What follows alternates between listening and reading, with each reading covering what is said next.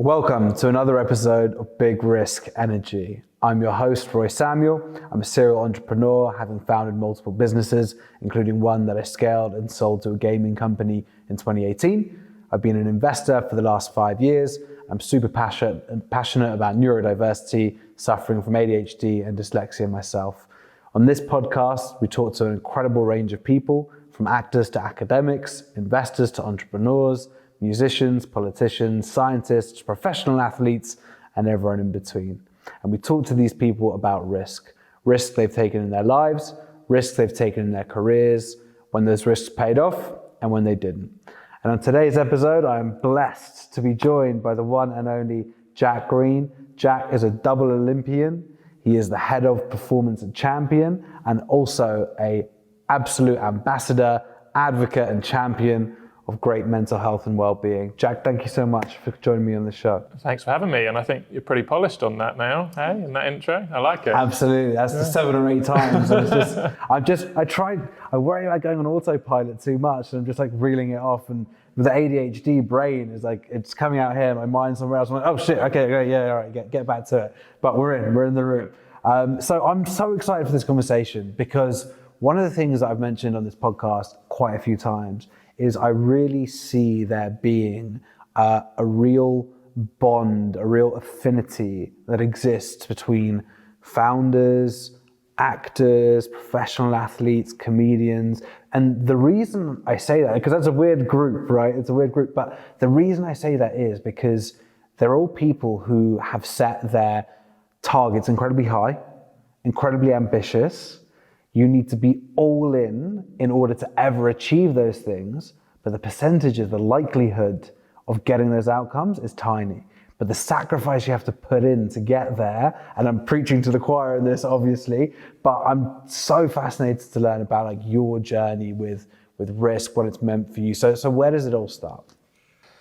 Well, I think just on that first piece, performance is performance, full stop. It doesn't matter what you're doing. If you're trying to perform and trying to be your best, there's going to be some pressure, there's going to be a pound of flesh, all of that jazz. So that's where the link is. It doesn't have to be completely exactly the same sector or profession to understand what other people go through. But in terms of my journey, I didn't really want to be an athlete when I was young. I wanted to be a zookeeper or an archaeologist. I liked animals and dinosaurs. But like a lot of people, primary school, you kind of find out what you're good at. And that praise and that kind of external validation feels nice. We all like that.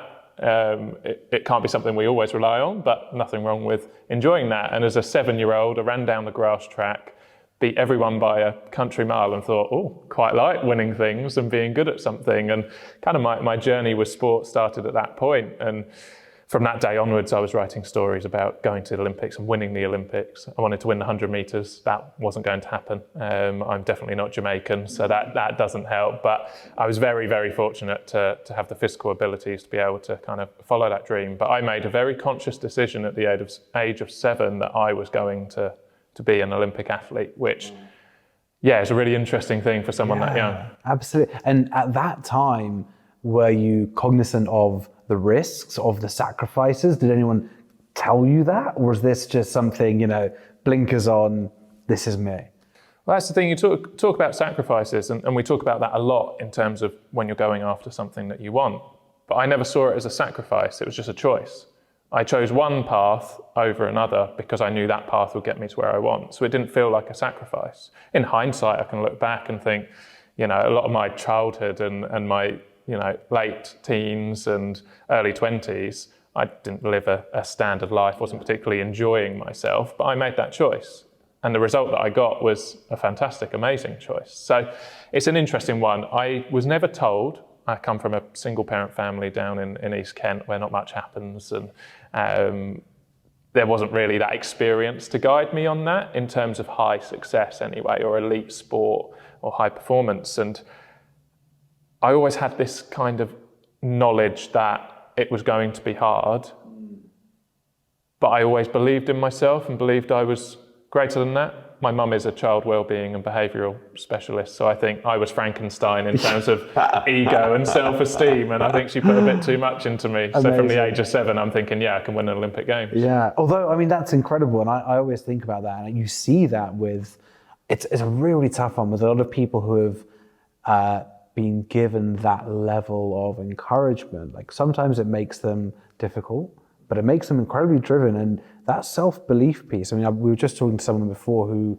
had a background in poker, and you get people who defy odds, even in a game as mathematical as poker, even in a game which is so, driven by game theory and economics and calculations around it. There are just people who defy odds through self-belief. And I'm one of the biggest believers in that. Similarly, I'm not special in any way, shape, or form, had some good success just because, if you can visualize it, if you can see it and drive for it. So how much does that self-belief, and not, speaking on behalf of yourself, of course, but other athletes, other Olympians, how much does that belief play part in your ability to reach those heights? I think, especially when you get to the top level, it pretty much comes down to that. Really? Because everyone in an Olympic final, in my case, you've got 8 people in an Olympic final. Everyone is physically blessed. Everyone has worked incredibly hard. No one's outworked one another at that point. Really? So what does it come down to? Well, it's going to be those little 1% of preparation and belief and mindset. And that's what I find fascinating. Because, yeah, you can get up there by being physically superior, by outworking someone. But where you're really going to be the best of the best, that's where you've got to have that something different. And the best athletes I've worked with, and I've worked with other sports and met lots of people, and they are so driven, solely focused. And I think an interesting conversation, and whether we touch on it a bit, but understanding whether you can do that in a healthy way is really interesting, and something I'm still kind of debating and toying with and researching myself, because as you said, that sacrifice piece, that pound of flesh is not a healthy thing, but can you do it in a healthy way? That's a really, really interesting topic, balance, right? And we are at a very, very interesting inflection point, I think, as a society, where you have glorification of elite mindset, grind culture, hustle culture, everything on that side, but an equally powerful and loud movement about balance and work-life balance and health and everything. How do the two combine? Are the two possible? I'm yet to find it. The first 2 years of my first business, the first 2 years of this business, I'm not a human. I exist to walk from bed to laptop and back. This idea of balance, have you seen people who have reached those heights, reached those accolades, and had that balance? I think there's a piece of acceptance in there first, and accepting that the balance might not be in favour of one that's a healthy option as such. It might have to lend, but if you put a time scale on that, you said about, for 2 years, this is what I'm going to do. Having that acceptance makes it a lot easier to do the unhealthy things at that point, because you're saying, you know what, this isn't forever. I'm not expecting to sustain this high intensity until I'm 80 years old. So this is just what I'm going to do now to get me to there. That's a really powerful thing, to have that acceptance piece. But in terms of balance, we're all individual. Same way that high performance, I believe we are all high performers. If you're trying to be the best friend you can be, the best son you can be, the best parent, if you're trying to be a high performer, you are a high performer. So understanding that balance will be different for everyone, because also performance and measures are different for everyone, that's really important. But for me, I think if you think that balance is either going to be 50-50 or that it will stay the same, you've got it completely wrong. Because it can only stay the same if your life never changes. And we know the biggest variable in life is people, let alone our environment that we're in. So understanding as well, as a human being, you will have those ups and those downs, and you're not going to get it right every single time. So I think actually, I'm kind of just reflecting on this in the moment, I think acceptance is a huge part of that balance. Accepting that as a human being, you'll have ups and downs, and depending on your environment, the day, the week, the month, the year, one might have to lend balance to one side compared to the other as such. So The answer overall is no, I've never seen anyone do it perfectly, but I wouldn't expect them to because I don't think it's possible. Yeah, it probably doesn't exist. As with any part of society, part of mentality, perfect is not really attainable. One of the things that I find, I experience as a founder is when I have had 2 years, 3 years of intense work, and then it's time to take the foot off the pedal a little bit. Sometimes I get a founder's guilt, right? You get a bit of guilt because when you're used to performing, to inputting, to committing to that level, it can be very difficult to take the foot off the pedal. How did you find, especially in the run-up to an Olympics, right? I mean, this is, and so I'm gonna really prolong this question now because it's another thing that really, really fascinates me. The sacrifice, the choices that you make in the run-up to Olympics. I mean, this is once every 4 years. If you're lucky, you get 2. So much pressure going into one moment. As a founder, we have the ability to make decisions every day. We have the ability to have outcomes every day. But when you're going for that, I mean, it's such a pinnacle. How did you find the run up to that, taking the foot off the pressure, the pedal off the other end of it? I mean, let's hear it. So there's lessons for everyone from how sports do it. You hear sports people talk about recovery all the time. Preach about it. All recovery is well-being, just branded up as recovery. That's physically resting, which we're very good at as athletes. I'm very good at doing nothing because I know, right, anything I do today will impact the next day. So I used to be told how many steps I could do a day, how much time I can have in sunlight. Wow. Because I lived in Florida for a short time training out there, and it was, well, you can't go out in the sun because that will affect the next day. Wow. So it's quite rigid. But that's part of recovery. But so is getting my finances in order so that isn't a stress that will lend to something on the track.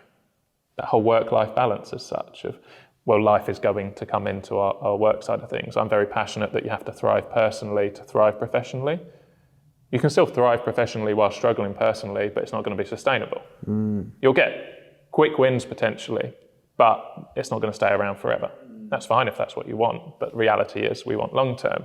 So in terms of coming into an Olympics, once every 4 years, you are hoping to be at the very, very peak of your powers at that point, and anything can happen. You can have an injury, you can get food poisoning. I think Michael Johnson in one of the Olympics, he was favoured to win before he went on to world records. He got food poisoning the night before. Wow. So there you go, your Olympics is done. Everything and I'm talking about from the age of 7, I'm planning this. I'm going into 2012 and I was 20 years old. And I had an absolutely brutal mindset that absolutely destroyed me, but it also made me incredibly good. I was 6th in the world at the age of 20 in an event where you peak between 28 and 32. Wow. I'm 31 now, I should technically be in my peak, I don't run anymore, but I absolutely destroyed myself to get to a high level at that point. For that one moment, to go to an Olympic Games, which was a London Olympics as well, so even more nuts. Absolutely. I destroyed myself, I then didn't get the result I wanted, and it was like falling off a cliff. Yeah. And it wasn't because I wasn't good enough.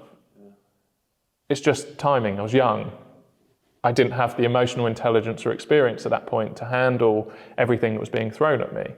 And I expected to be on this yellow brick road of success of, well, aren't I great? Aren't I wonderful? Everything's gone well for me. I'm going to now go win an Olympics, be the youngest ever, and destiny's going to look after me. And when that didn't happen, I finished 4th in the Olympics. I missed a medal by 0.13 of a second. And I also fell in the hurdles in front of 80,000 people. And I was 6th in the world at that point. I would have been the youngest ever Olympic finalist. And yet, because I wasn't able to manage my emotions and control my fear of failure in particular, and all these negative things that actually made me incredibly successful, because I wasn't able to manage them, I ended up being in a really bad place and not having that long-term consistency. What I didn't do well at all, despite a lot of the way my perspectives and my views of life and how things should be, the one thing I was really poor at was emotional recovery. So physically, I was great at recovering. Right, you do your compression, your ice baths, you eat well, you whatever. You're going through the motion. All of the stuff that we all know, right, you do this, this and this. But emotionally, I never switched off. I'm intense, it's one of my kind of superpowers. If I go at something, I go at something. I'm all or nothing. That got me there very quick, but I never switched off. I lived in conflict and confrontation every second, every minute of every day, rather than just on the track. And because I couldn't switch off, it completely destroyed me and burnt me out, which is why I'm so passionate around this well-being piece. So how do you speak to a 20-year-old who has that level of success already, even if it's not realized in the way that thought it would, but all that potential, everything?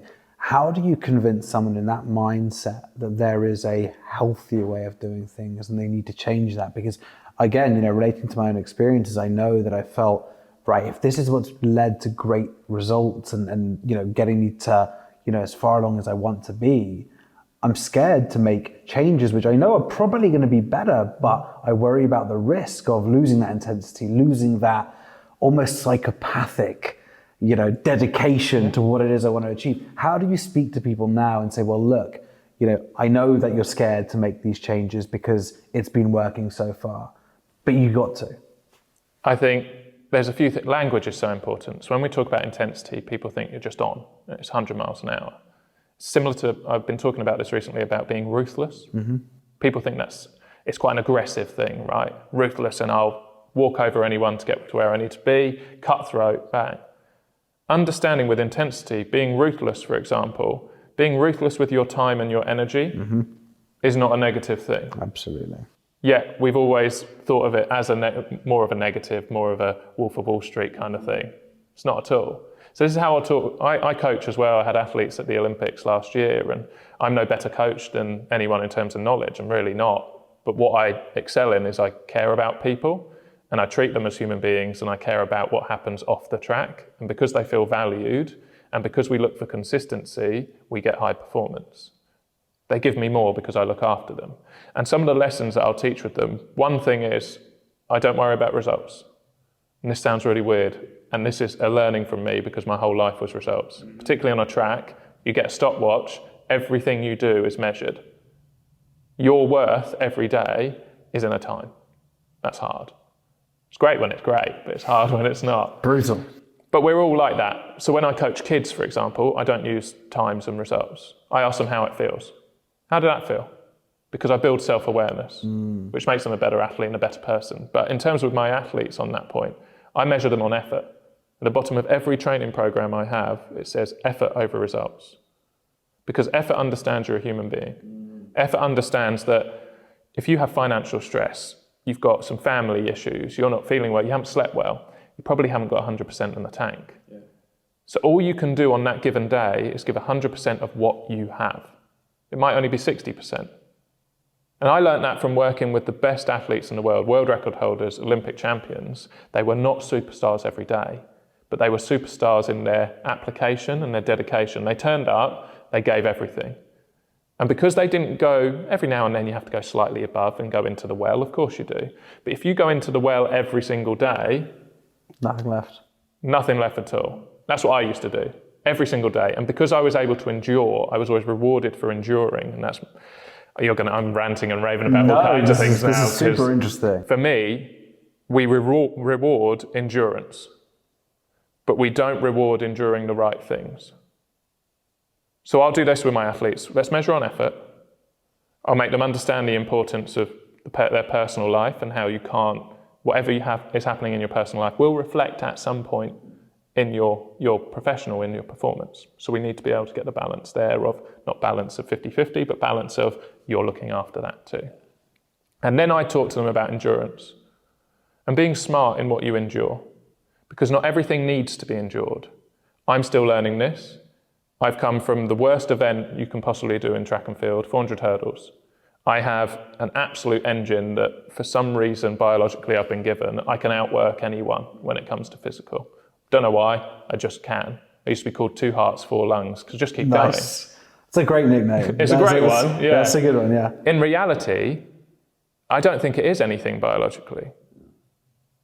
I come from a single parent family where things were tough and lived in, I think I was in 30 houses before 16 years old, living in B&Bs paid for by the council, just tough. Lots of love, fantastic in terms of that, but you had to endure. I was rewarded for enduring there. I then went into a sport where the more you do, the more praise you get. Wow, Jack doesn't get tired. Wow, Jack keeps going. Then I started bringing that into my emotions and my mental health and my life. I have to just keep going. That was not the healthiest thing to do, because at no point did I acknowledge whether I should be enduring it or not. And you can do the same in relationships, in terms of with friends and so on, and communication of, I can take this, so I'll just keep going. That's my default. Because I know I'm strong, because I know I can take this, I will. Instead of should I? Talk to my athletes on this. Know when to endure and when to put your foot down and say, nah, this isn't right. Because if you turn up onto the track, you've only got 10% in the tank because of all these things going on, and you go, well, I'm just going to endure it, and then you get injured, we've lost 6 weeks because of one stupid decision. And we can't have that. Yeah. So this is where that self-awareness is so key. And it's really, I think, again, a fascinating one, because often you see people who have that unfallible belief in themselves lacking self-awareness, right? Getting that balance between the two, is that something you can coach? So this is really difficult. Self-awareness is so key, but ignorance is bliss. Yeah. There are two parts. When I achieved a lot in my early career. I was 6th in the world at the age of 20. I was voted the most talented sports person of a generation in Britain out of any sport. But ignorance at that point was this is what I have to do, I'll keep going. I then ended up being diagnosed with depression, bipolar tendencies, and anxiety. I was considered a threat to my own life at the age of 20. At the point I'd just come 4th at the Olympics, and I spent 6 weeks in the Priory in Birmingham. I ended up taking 2 years out from the sport, returning. My self-awareness was greater. It was nowhere near it needed to be, because I still had lots of unhealthy mindsets and was still in sport. But I was much better in terms of the awareness around myself, health, and mental health. And I found it really hard to find my edge, because I knew too much, because I knew maybe I shouldn't be doing that. It was much easier just to go at things. But I ended up with exactly the same results and actually won my global medals with more awareness than before. Now, as a young person with the ignorance and the mindset I had, I think I could have won the Olympics. Afterwards, I'm not sure if I could, but I did it really, really healthy, and I was still incredibly successful. So I'm kind of doing a therapy session here with you at the moment, because I'm kind of figuring out my own performance and so on. But yeah, actually that self-awareness piece, sometimes you know a bit too much. I think it's the toughest. I say the same with founders, and this is why I think it's such an interesting one. The first time you're a founder, especially if you're a young founder like me, I didn't come from a family where we had loads of things either, and scrappy, trying to hustle to build things and make money. And you need that delusion of we're going to be the fucking biggest thing in the world, right? And then the second time round, it's like you realize all the things that probably will go wrong, and you realize all those things, and it is tough, but actually objectively, that self-awareness, that understanding of risk has been great. So you have a really, really interesting journey then of self-discovery, of self-awareness, of rebuilding, and then you go back into the Olympics again, and then you get the same result. But at that point, you've got the toolkit to deal with it in a much better way. How did you come back from it the second time? Yeah, so it's an interesting one. So I didn't know how long I was going to have out. I just got to the point where I was like, I can't be in this high pressure and start to learn about myself and manage myself. I was just putting myself straight back in, trial by fire otherwise. So I said to my coach at the time, I need a break. I don't know how long it's going to be. It could be forever. It could be a day, but I need to escape. I had 2 years out. I then moved to Florida to restart my career. Right. Whereabouts in Florida did you move to? Sarasota, where IMG Academy, and the coach I worked with 80 Olympic medalists. Okay. And is just like a guru of... Nice. I don't like the word guru, but if I was going to use it, it would be for him. So I moved out there, and there was a lot of stresses around finances. I wasn't sponsored, I wasn't supported. Athletics doesn't pay particularly well anyway. But I kind of sacrificed everything at that point. It felt like a sacrifice then to go out there and restart my career. But because I always believed in myself, I thought, well, I'll spend what little money I have left in this opportunity, because I know it will come back. You're investing in yourself. Yeah, and I believe in myself, so not a problem, because I'll win the World Championships, I'll win this, and everything will come back to me. And during that time, it was tough, away from friends and family. And it was a huge risk going out there. I bankrupted myself to go out there because I believed in myself. Amazing learning experience. The reason I can coach is because I went out there. Amazing to experience different cultures and train. I think we had 12 different nationalities in our training group. Wow. That's a cool experience. Yeah, absolutely. I was the least successful person in our group, coming fourth at the Olympics. I was the only non-medalist, which is... So a high-performing group. Yeah, bizarre, but great experience. However, things didn't go well for me that year. I got injured. I hit a hurdle in Switzerland. I broke both my thumbs, 3 ribs, and strained a ligament in my knee. I was told, 9 months, you're done. And at this point, I'm bankrupt. I don't know what to do. I can't afford to go back to Florida, so on and so forth. So I ended up coaching myself. And where are you at mentally at that stage? Not great. Physically great, probably in the best shape, but mentally just lost. And that's why I ended up coaching myself and training on my own every single day. And I ended up being a world medalist and a European medalist doing that, training on my own every day, writing my own program. But it was the worst thing, really, because I was lonely. Athletics and sports quite lonely, especially individual sports are lonely anyway. I had no social.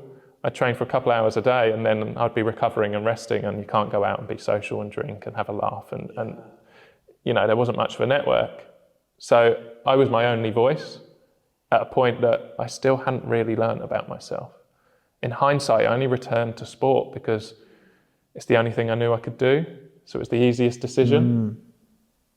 And that actually was really dangerous because I didn't know I could be anything else. So I just returned to actually what made me very unwell. And despite that, I had relative success, won medals, and I was always top 10 in the world, really cool, but supporting myself, working multiple jobs to do that. And then it kind of got to 2018, I had my last championships, it was Commonwealth Games, I came fourth again. Great fun coming fourth.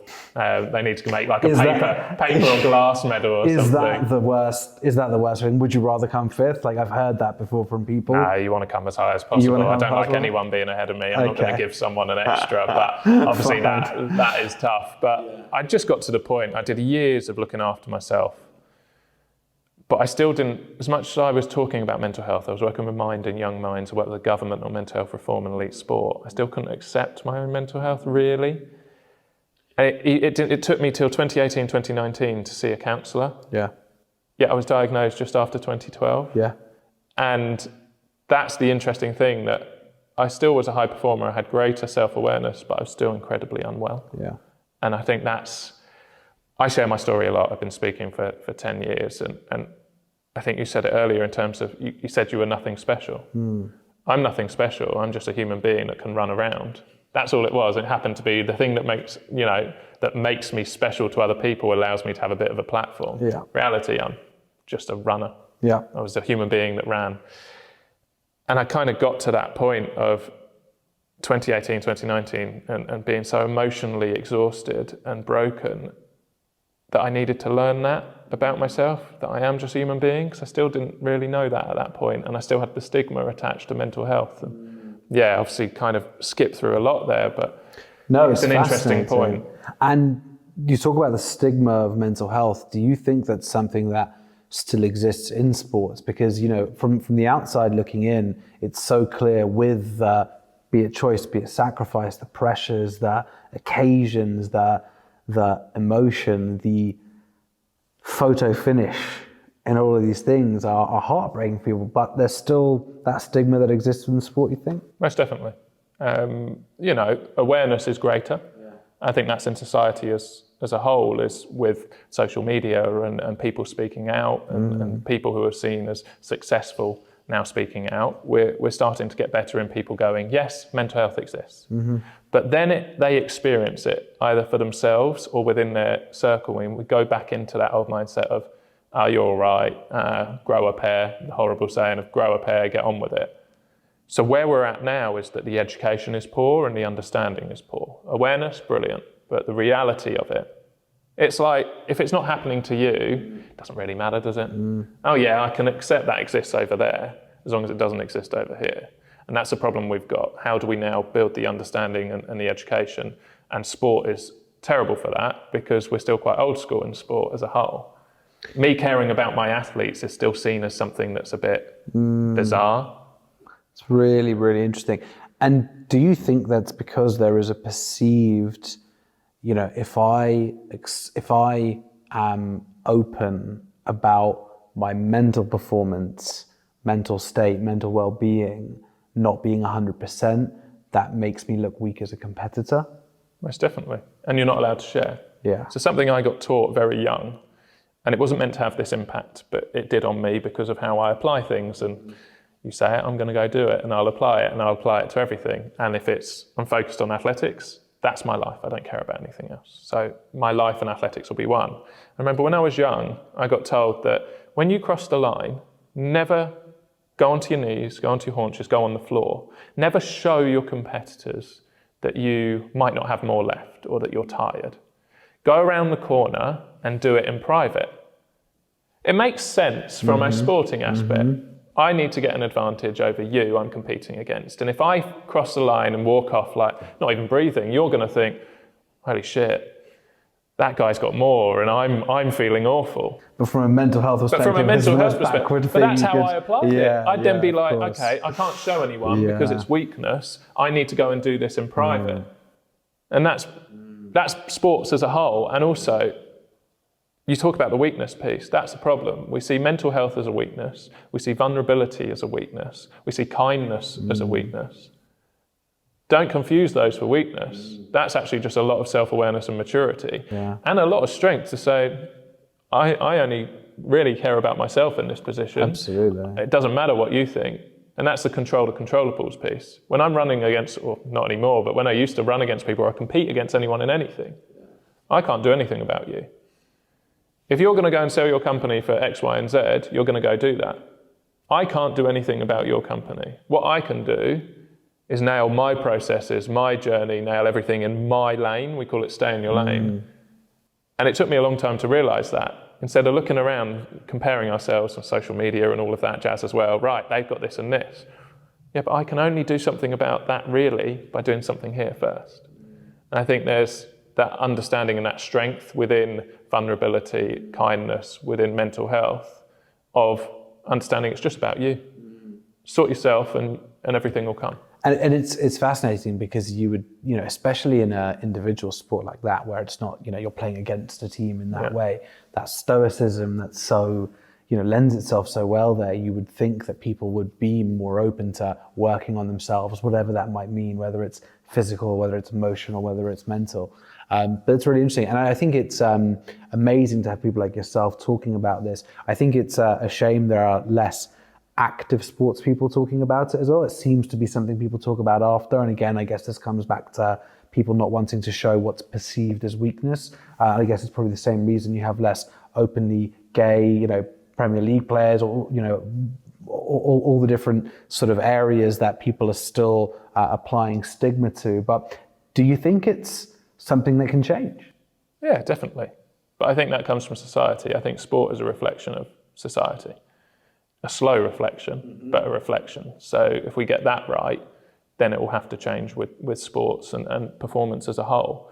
Looking in businesses, and we're getting this very different leadership now, particularly with COVID, accelerated that, where, do you know what, I actually need to see you as a human being, and I need to value you and this organisation to be there. The number one thing that people want in the workplace now, for the first time ever, is meaning. It was always salary and money. For the first time ever, globally, that's changed to meaning.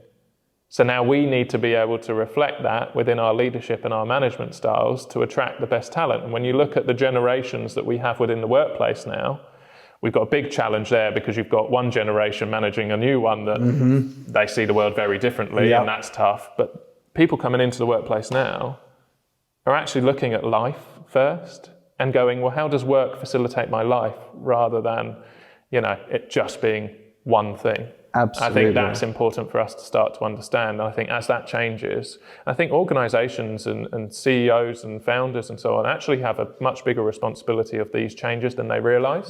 Because if you have 50 people, 100 people, thousands of people, they're then connected to X, Y, and Z many people. You can change a whole city within one business if you get it right. And I don't think people realise the impact of that. But you can start that change at home, essentially. Totally. And I not to get too existential about this, but I genuinely believe that's the only way to change the world. It's actually changing the way that you treat the people around you. whether it's your co-workers, whether it's employees, whether it's family members, whether it's friends. It's actually, and this sounds fluffy, but I really do believe that when we live in a world where individuals have such little power to influence things on a macro level, for example, we're competing with institutions, with banks, which really do control the way that things work in many, many ways. How can we as people make these changes? The butterfly effect of treating someone well, being nice to someone. Have you ever seen someone, shout at someone who's working in retail, shout at someone who's on the tube? The impact of that, they go home, they've had a bad day, they shout at their kids. That kid then has an impact on how they grow up. It really is. And I think you put it so perfectly there. It's that impact that we can have on the people around us directly that will actually change the world. So I think it's a really, really interesting one. And again, not to get too existential, but I like the train that we're going down at the moment. Humans biologically are probably not designed to be professional athletes on the most part.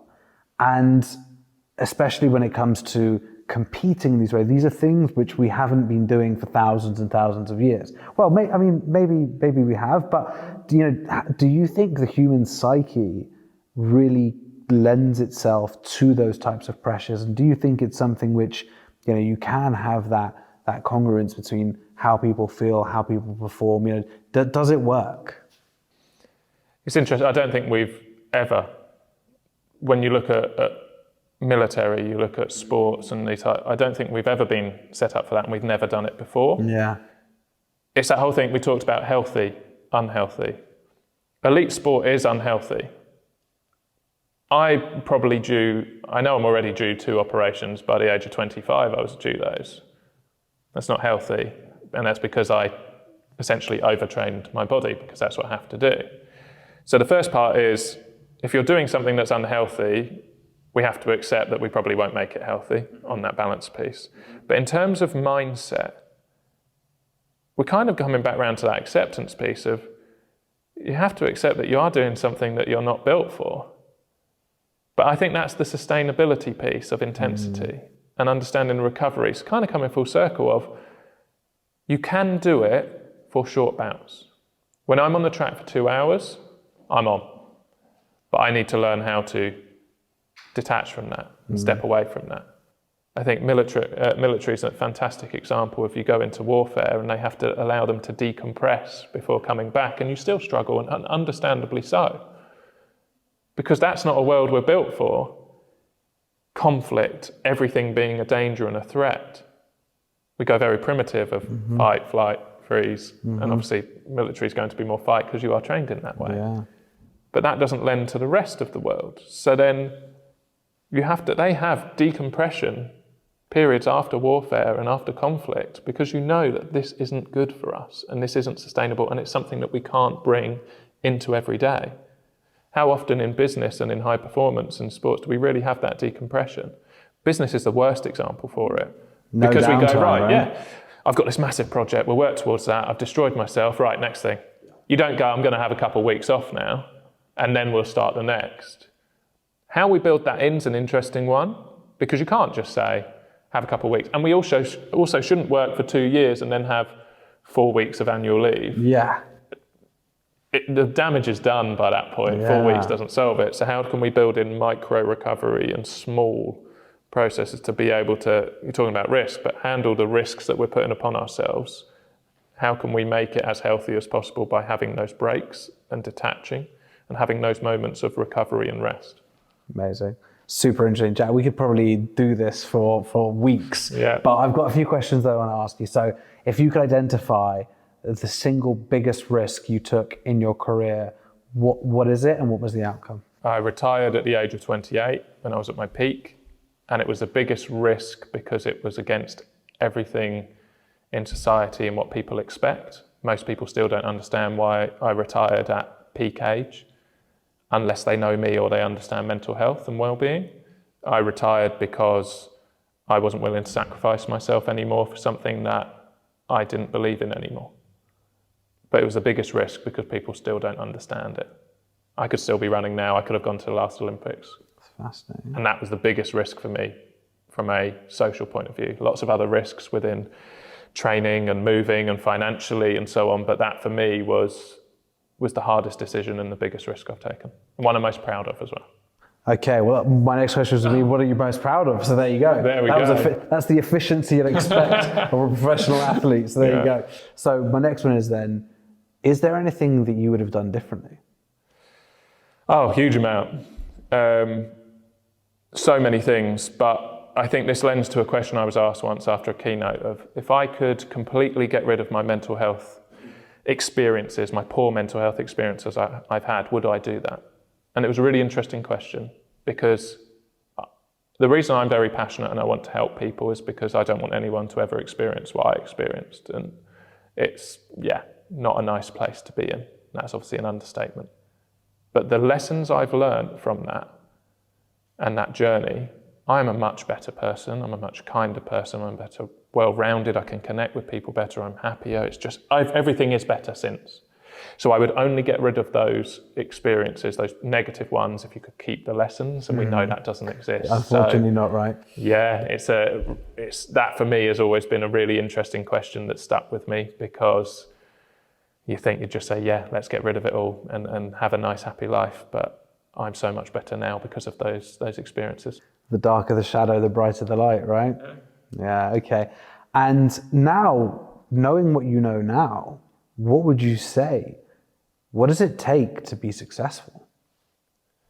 It takes dedication to one thing, a genuine obsession with something, and there's nothing wrong with that, because if you love it, you enjoy it. If there's the positive sides to it, fantastic. Obsession is great.